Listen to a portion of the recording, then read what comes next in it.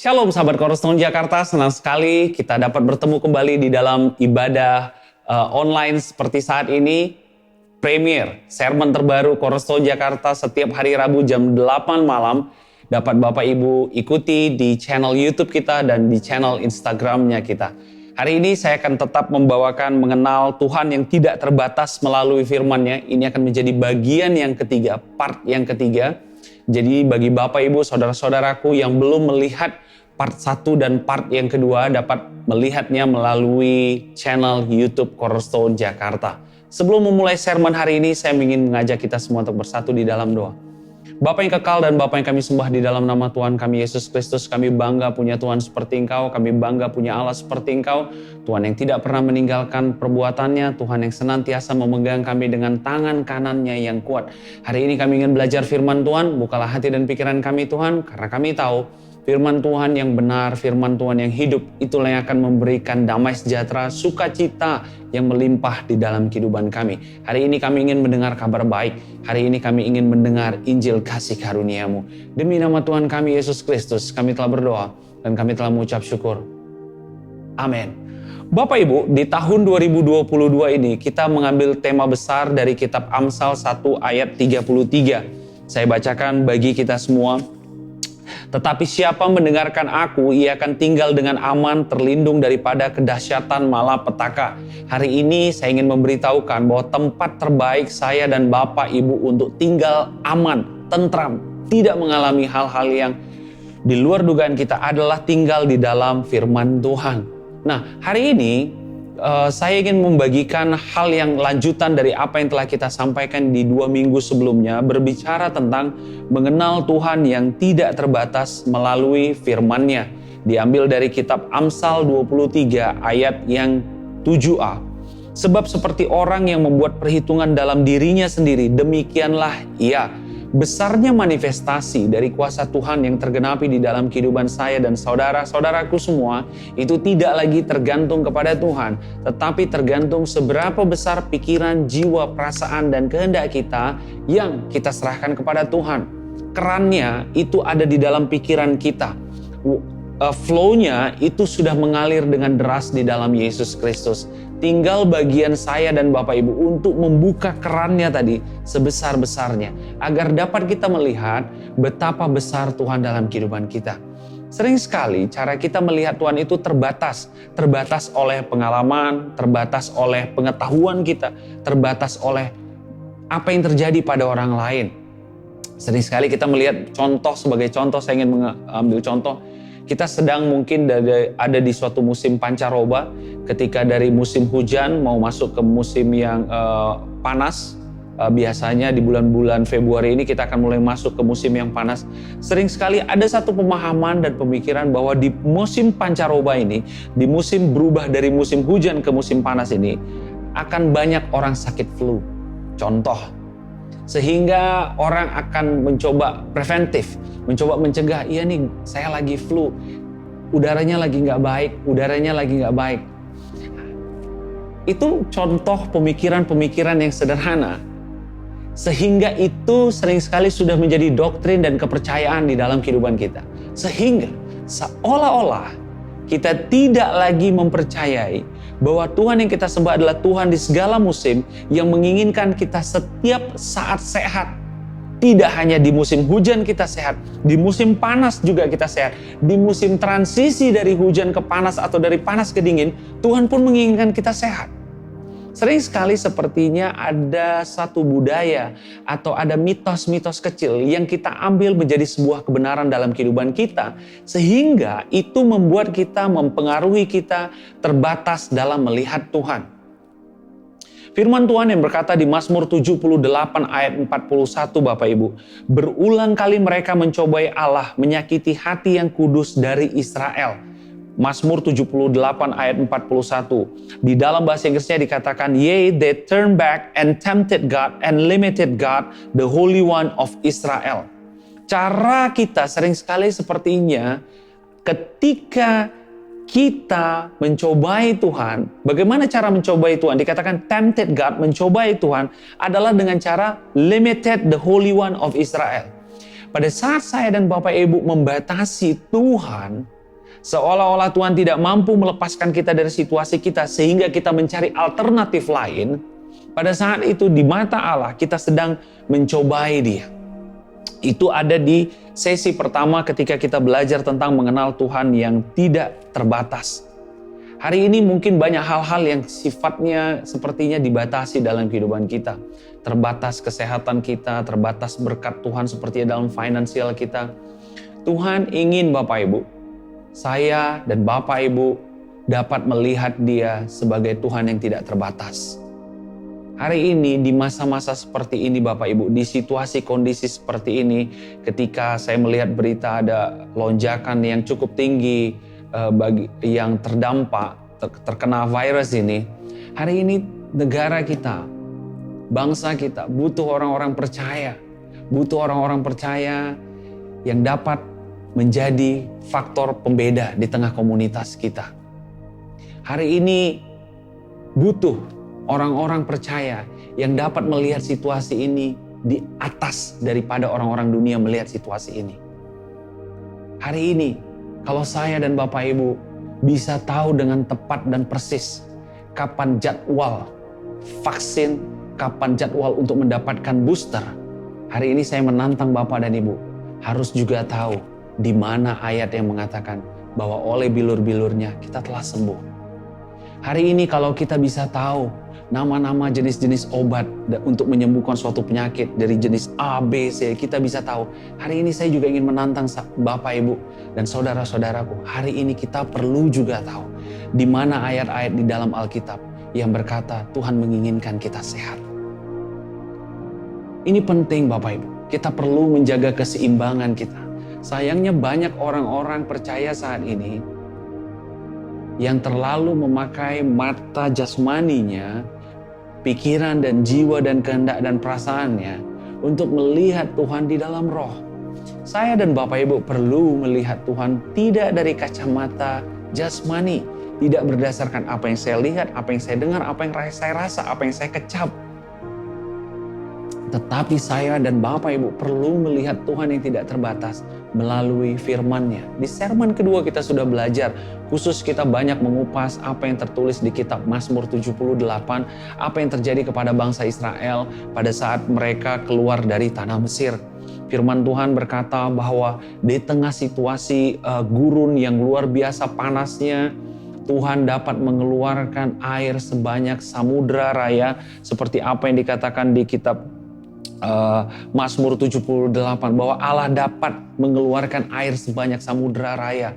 Dan kalau Bapak Ibu nanti membaca, saya sangat mendorong Bapak Ibu untuk membaca kitab Mazmur 78. Itu sangat memberikan inspirasi yang banyak. Bagaimana Tuhan dapat memberikan hujan daging di dalam kehidupan bangsa Israel pada saat itu. Hari ini Bapak Ibu, di tengah padang gurun ini, di tengah ketidakpastian situasi seperti ini, Tuhan ingin memberkati saya dan Bapak Ibu dengan air yang melimpah sebanyak samudra raya. Tuhan ingin memberikan berkat-Nya seperti hujan bagi saya dan Bapak Ibu. Jangan batasi Tuhan dengan situasi seperti ini. Betul, mungkin raga kita terbatas gerakannya sekarang karena kita harus menjaga jarak dengan orang lain. Tetapi ingat, in spirit, di dalam roh, Allah tidak terbatas. Allah ingin memberikan kreativitasnya yang luar biasa yang tidak terbatas dalam kehidupan kita. Bagaimana mungkin Mario ada promosi di tengah situasi seperti ini? Tidak kena PHK saja sudah syukur. Jangan batasi Tuhan dengan situasi ini. Tetap harapkan. Kita sudah belajar di sermon kedua kemarin. Pada saat bangsa Israel berkata, iya oke. Di Mazmur 78, ya oke, Tuhan bisa memberikan air di tengah padang gurun seperti ini. Tapi Dia bisa nggak memberikan hidangan bagi kita di tengah padang gurun seperti ini? Hei. Lihat bagaimana cara Tuhan menjawab tantangan orang bangsa Israel pada saat itu. Pada saat bangsa Israel berpikir hanya ada hidangan, hanya ada makanan di depan meja mereka, Tuhan bahkan memberikan mereka hujan daging. Itu Tuhan yang kita sembah di dalam Yesus Kristus.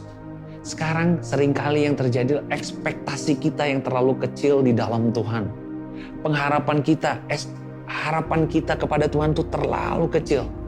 Sehingga itu yang membuat kita tidak dapat melihat ada hujan daging di tengah situasi seperti ini.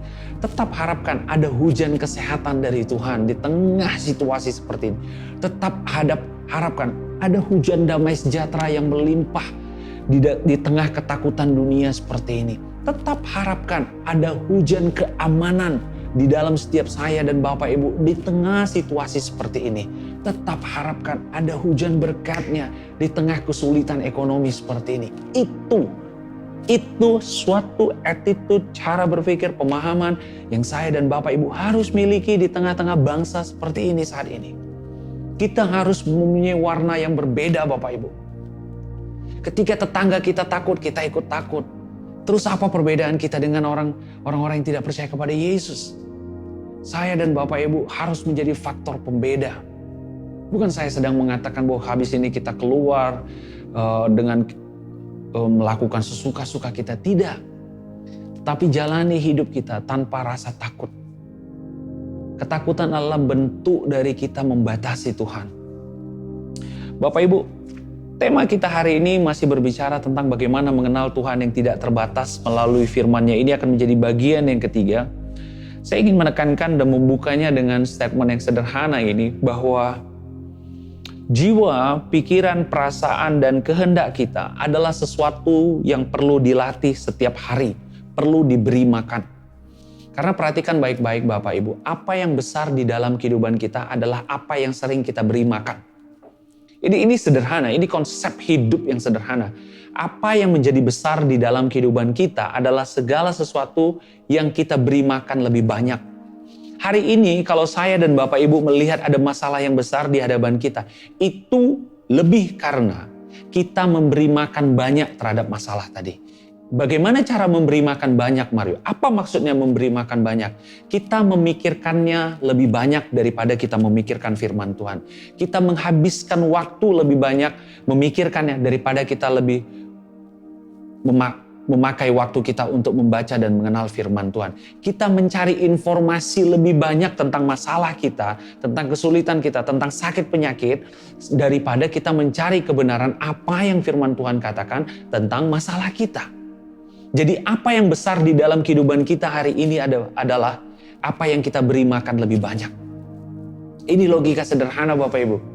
Statement ini mungkin sederhana, tapi ini adalah suatu statement yang perlu clear saya dan Bapak Ibu mengerti. Kalau hari ini dari pagi sampai sore yang ada di pikiran kita adalah tentang kekecewaan, sakit hati, kepahitan, perlakuan orang lain, ketidakcukupan, ketidakpuasan, maka itu karena kita memberi hal-hal tadi itu lebih banyak waktu daripada kita memberi banyak waktu kepada apa yang firman Tuhan katakan. Seperti tubuh Bapak Ibu, untuk memiliki suatu tubuh yang atletis, tentu kita harus rajin melatihnya, mungkin dengan cara mengangkat barbel, dengan rajin push up, dengan rajin pull up, dengan rajin jogging. Itu akan memberikan kita bentuk tubuh yang ideal sesuai dengan apa yang kita inginkan. Demikian juga dengan jiwa, pikiran, dan kehendak kita Bapak Ibu. Perhatikan baik-baik, mulai dari kita bangun sampai kita tidur, apa yang lebih banyak kita beri makan? Apakah jiwa, pikiran kita lebih banyak kita beri makan oleh berita-berita yang negatif? Apakah hari ini mata kita lebih banyak melihat berita-berita atau kejadian-kejadian di sosial media yang meresahkan? Apakah hari ini telinga kita justru lebih banyak mendengarkan hal-hal yang justru tidak membangkitkan iman? Karena firman Tuhan berkata bahwa iman timbul dari pendengaran, pendengaran akan firman Kristus. Di luar firman Kristus maka tidak akan timbul iman.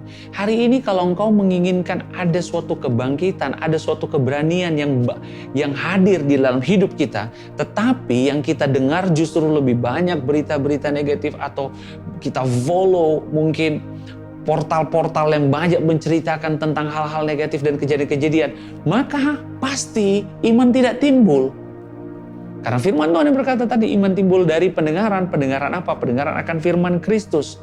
Jadi, saat kita banyak memikirkan, banyak membicarakan hal-hal yang di luar firman Tuhan, maka sudah pasti tidak timbul yang namanya iman. Sama-sama kita buka sekarang Bapak Ibu, 2 Korintus 10. Saya ingin kita sama-sama baca ayat ini. 2 Korintus 10. 2 2 Korintus yang ke-10 ayat 4 sampai yang ke-5. 2 Korintus 10 ayat yang ke-4 dan ayat yang ke-5. Saya bacakan bagi kita semua. Karena senjata kami dalam perjuangan bukanlah senjata duniawi, melainkan senjata yang diperlengkapi dengan kuasa Allah yang sanggup untuk meruntuhkan benteng-benteng. Ayat yang ke-5.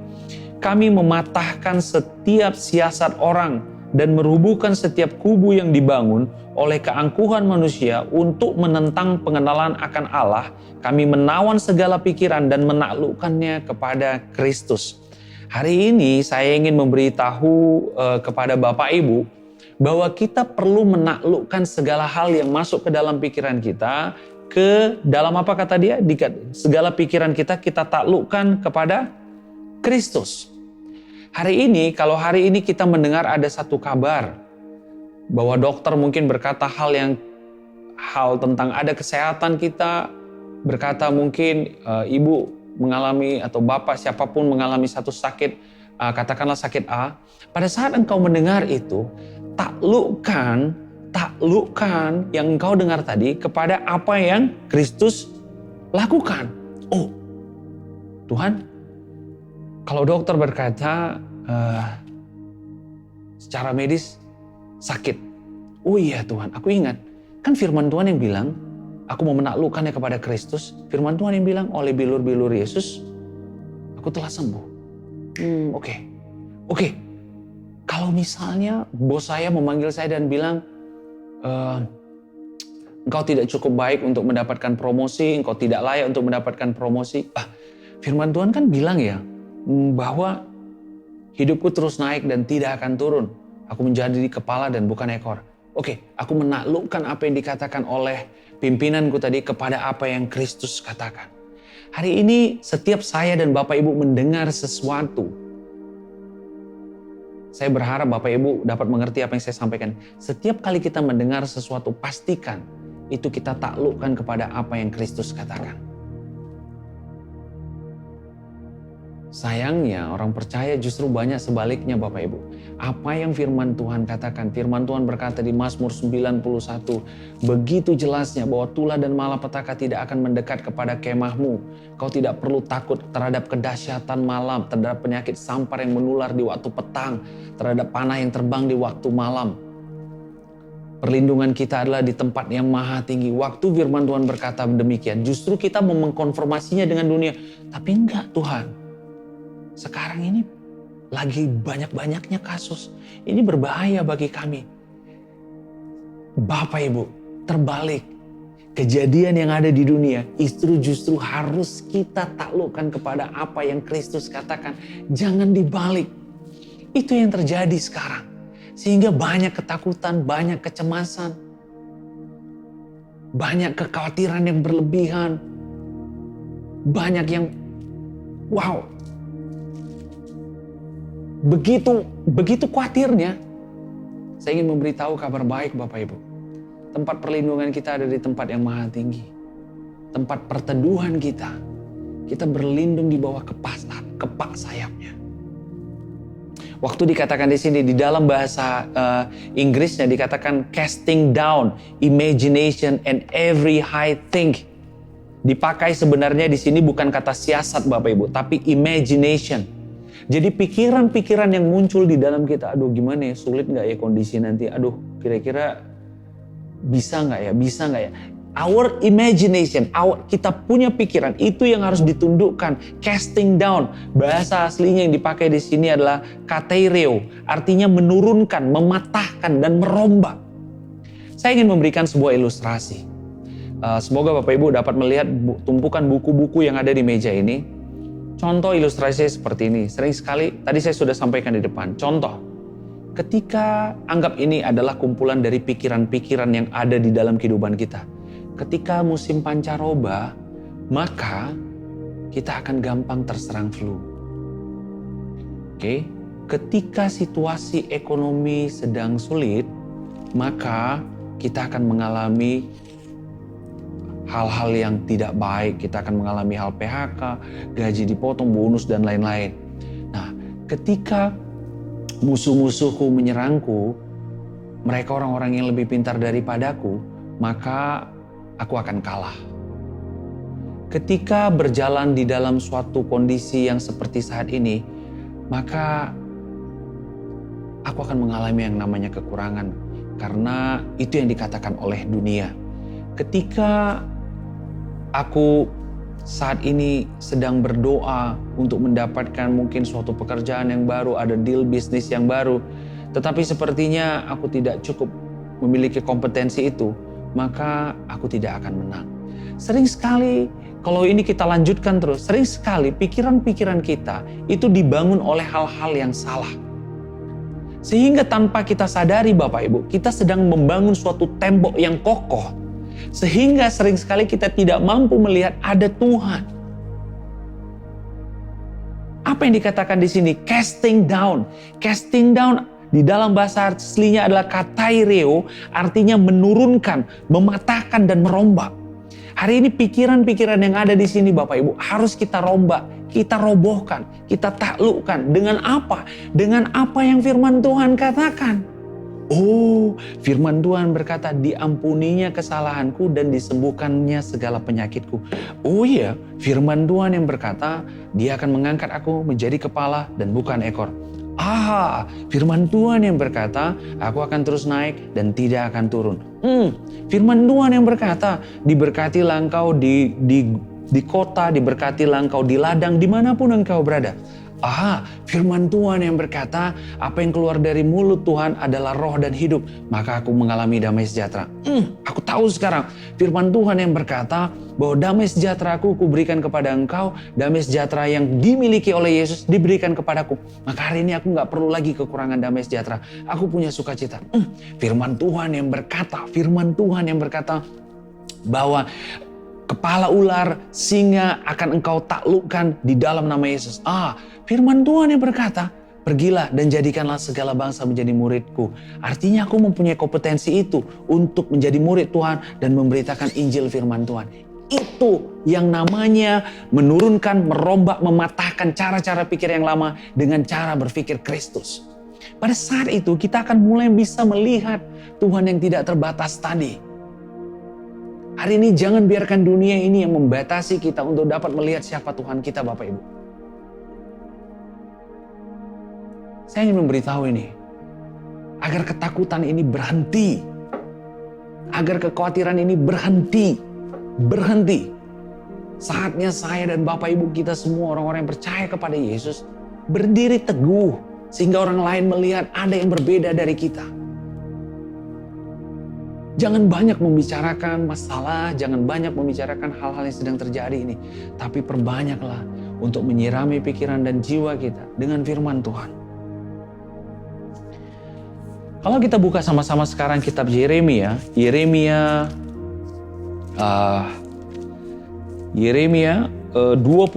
ini akan menjadi ayat kita hari ini. Yeremia 26. Jadi jika Bapak Ibu nanti membuka dan membaca Alkitab dari kitab Yeremia 26, kitab Yeremia 26 ayat yang ketiga, itu akan menjadi ayat sentralnya kita, itu akan menjadi ayat yang kita bahas berikutnya. Di kitab Yeremia 26. Sebentar, saya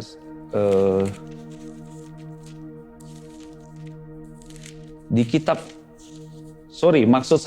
Yesaya, Di kitab Yesaya, kalau Bapak Ibu nanti membaca kitab Yesaya 24 sampai 27, di kitab Yesaya 24 sampai 27 berbicara tentang nubuat tentang akhir zaman, ya. Kitab Nabi Yesaya menuliskan nubuat tentang akhir zaman. Berbicara tentang bumi dihancurkan dan seterusnya sampai ke pasal 25. Di ayat ke-20, di pasal yang ke-26, perikopnya berbicara tentang nyanyian puji-pujian karena kelepasan dan penghakiman yang diberikan Allah. Ayat sentral kita di ayat yang ketiga. Yang hatinya teguh, kau jagai dengan damai sejahtera, sebab kepadamulah ia percaya. Di dalam bahasa aslinya, di dalam bahasa Inggrisnya dikatakan demikian. You will keep him in perfect peace, whose mind is stay on you because he trusts in you. Artinya apa Bapak Ibu? Yang hatinya teguh kau jagai dengan damai sejahtera. Jika kita baca ke atas sebentar, ke ayat 1 dan 2, saya bacakan bagi kita semua. Pada waktu itu nyanyian ini akan dinyanyikan di tanah Yehuda. Pada waktu itu dikatakan ya, nyanyian ini akan dinyanyikan di tanah Yehuda. Pada kita ada kota yang kuat untuk keselamatan kita, Tuhan. Jadi ayat ini buat saya dan buat Bapak Ibu karena perikop ayat pasal 24 sampai 27 berbicara tentang akhir zaman. Tuhan telah memasang tembok dan benteng. Bukalah pintu-pintu gerbang supaya masuk bangsa yang benar dan yang tetap setia. Hari ini Bapak Ibu, saya ingin memberitahu satu kabar baik. Hari ini saya ingin memberitahu satu kabar baik bagi kita semua. Bahwa Tuhan sudah membangun tembok dan benteng dan dikatakan bukalah pintu-pintu gerbang supaya masuk bangsa yang benar. Siapa bangsa yang benar di sini Bapak Ibu? Siapa bangsa yang benar di sini dikatakan? Bangsa yang benar di sini berbicara tentang saya dan Bapak Ibu. Firman Tuhan yang berkata di kitab 2 Korintus 5 ayat 21. Dia yang tidak mengenal dosa telah dibuatnya menjadi dosa karena kita, supaya dalam dia kita dibenarkan oleh Allah. Jadi saya dan Bapak Ibu adalah bangsa yang benar. Bukalah pintu, apa dikatakan? Bukalah pintu-pintu gerbang, kata penulis kitab Yesaya, supaya masuk bangsa yang benar. Jadi hari ini saya dan Bapak Ibu bukan lagi di luar gerbang, tapi kita sudah masuk. Orang-orang yang percaya kepada Yesus, kita sudah di dalam gerbang. Kita tidak lagi di luar gerbang. Karena dikatakan apa? Masuklah, bukalah pintu-pintu gerbang supaya masuk bangsa yang benar dan yang tetap setia. Jadi posisi kita sekarang adalah kita sedang ada di dalam temboknya Allah. Kita di dalam bentengnya Allah. Ini kabar baik. Inilah gospel. Inilah Injil kasih karunia Tuhan. Bahwa hari ini saya dan Bapak Ibu kita adalah bangsa-bangsa benar, orang-orang yang telah dibenarkan bukan karena perbuatan baik kita. Kita sudah memasuki gerbang. Tadi dikatakan apa? Bukalah pintu-pintu gerbang. Jadi pintu-pintu gerbang itu telah dibuka dan kita telah masuk di dalamnya. Agar masuk apa dikatakan? Agar supaya masuk bangsa yang benar dan yang tetap setia. Dikatakan di ayat satunya, Tuhan telah memasang tembok dan benteng. Hari ini percaya dan ketahui lebih dalam Bapak Ibu. Sudah ada tembok dan benteng. Kata benteng yang dipakai di sini Bapak Ibu tidak hanya berarti benteng yang seperti kita ketahui, tetapi berbicara juga tentang tentara, berbicara tentang pasukan. Tuhan ingin mengcover saya dan Bapak Ibu bukan hanya dengan tembok-tembok, tetapi dengan malaikat-malaikatnya yang berlaksa-laksa, yang berkemah di sekeliling kita. Jika Bapak Ibu membuka Yesaya 26 ayat 1, kata keselamatan yang dipakai di sini adalah dalam bahasa aslinya adalah Yeshua. Yeshua artinya itu siapa Bapak Ibu? Itu mengacu kepada satu pribadi yaitu Yesus. Hari ini kabar baik, ini kabar baik, ini kabar baik. Bahwa Yesus sudah memberikan kepada kita tembok dan benteng dan pasukan. Dan kita adalah orang-orang benar yang sudah ada di dalamnya. Jadi hari ini tidak ada lagi alasan bagi saya dan Bapak Ibu untuk khawatir. Tidak lagi ada alasan bagi saya dan Bapak Ibu untuk takut terhadap situasi seperti ini.